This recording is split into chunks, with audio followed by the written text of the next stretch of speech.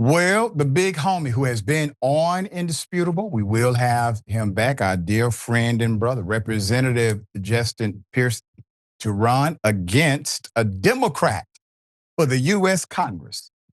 About damn time. Here it is. Look at that. This is some good news. Ladies and gentlemen, I will explain why. Justin is unbought, unbossed, and unapologetically governed by the people he represents. I did an interview with him not too long ago. Please check it out when you get an opportunity. We posted it on our YouTube page. He was known, is known, as part of the Tennessee Three. Remember, we covered that in 2023. Today, he launched a primary challenge against Democratic Congressman Steve Cohen.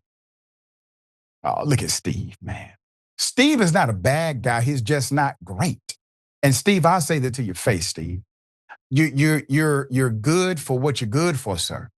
But this is an opportunity. It's a movement, a moment. You guys are outclassed and outfoxed here by some of the most ridiculous human beings we've ever seen in modern day politics in America.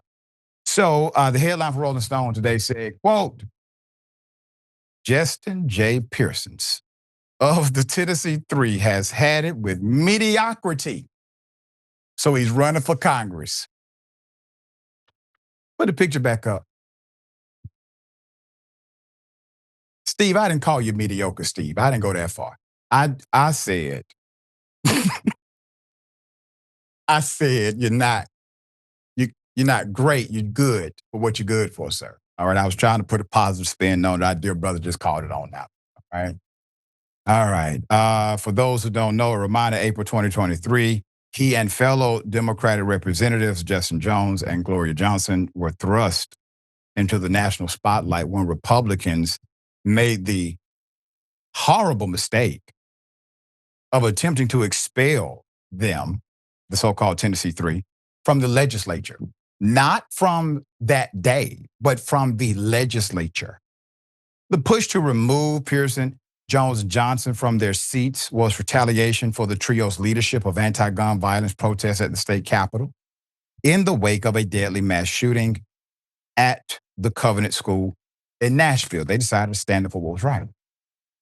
Republicans claimed that the three lawmakers had violated chamber rules, a transgression which typically provokes little more than a formal reprimand. Johnson managed to barely survive the vote to expel her from the chamber. Pearson and Jones did not, but were reinstated to their seats shortly after via votes from their respective city council members. Pearson making a bid for an office in D.C. isn't about having outgrown his local seat, but about helping his community be represented. So he stated, quote, I am still a resident of District 9, as much as I am the representative of it. I'm going to be a community congressman who stays engaged in local politics, local decisions, and local efforts that are quite literally changing and impacting the trajectory of people's lives and their health. I show up to city council, county commission, school board, Memphis Light, Gas and Water, board meetings because I am a representative, but also a constituent. And I have a responsibility to serve this constituency in every way possible, not just from inside a building. A lot of people in Congress are pretending as though they're not constituents of places that they're supposedly representing, and that is harmful to the body politic. Now, I will say this before I say the next quote. There are literally some members of Congress who are not constituents of the district because Congress does not require that you live in the congressional district in order to run for that congressional office.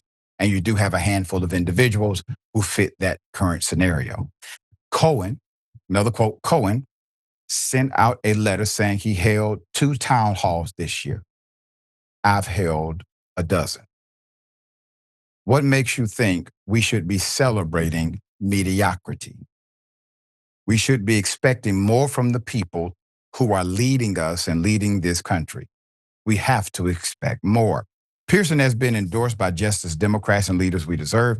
David Hogg stated, quote, Justin J. Pearson has repeatedly shown the kind of backbone needed to confront powerful special interests, from big oil to the gun lobby. Memphis deserves a next generation leader like Justin, a tested fighter who will deliver opportunity, affordability, safety, and justice to his constituents. And I will go on record and officially endorse the dear brother as well. Looking forward to his continued leadership in more capacity building arenas. And we'll have him back on Indisputable.